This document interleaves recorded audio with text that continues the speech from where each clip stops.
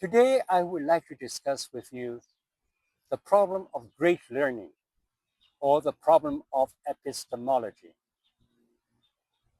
In the Chinese civilization, we always have this idea, the great learning. It comes from the teaching of Confucius.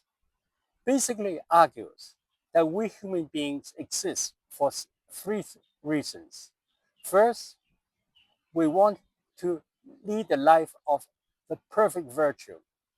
We want to be close to humanity. And finally, we want to bring happiness and order and peace to the whole world. This is more or less the teaching of Confucius. In the Western world, it belongs to the tradition of Plato, Aristotle, Augustine, and Thomas Aquinas, who basically try to create an epistemology in different forms. In Plato, it is the search of perfect knowledge or the perfect form. In Aristotle, it is the life of the man who lives the life of the mean, that is, the perfect life that could be studied and discovered through one's ration or reasoning. And then Augustine, who believes that the kingdom of God has already appeared on earth in the form of the Catholic Church. And the Catholic Church becomes the form of Plato. And finally, Aristotle created a synthesis of the teaching of all the previous philosophers so that humanity will exist for the joy of the contemplation of God. And a Christian society is to imitate the fruits of the contemplation of the supreme truth.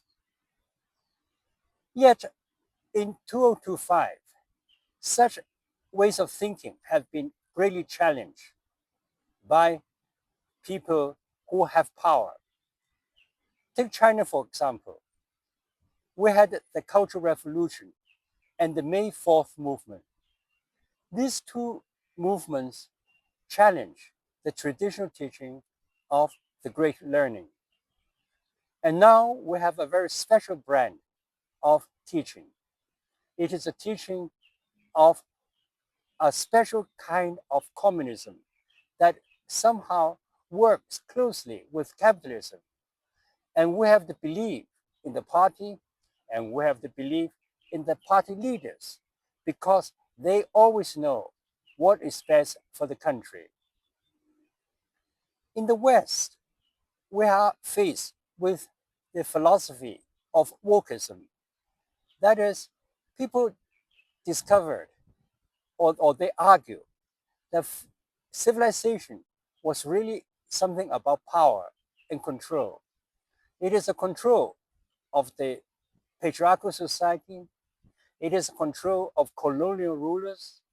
It is the control of capitalists. It is the control of white people. It is the control of people who have special understanding on the identity of sex and the uh, the definition of men as it is.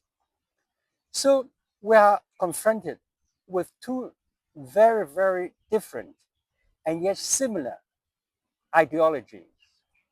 Yet they have something in common, and that is they feel that by being able to acquire this truth, we will somehow be able to solve all the problems of the world.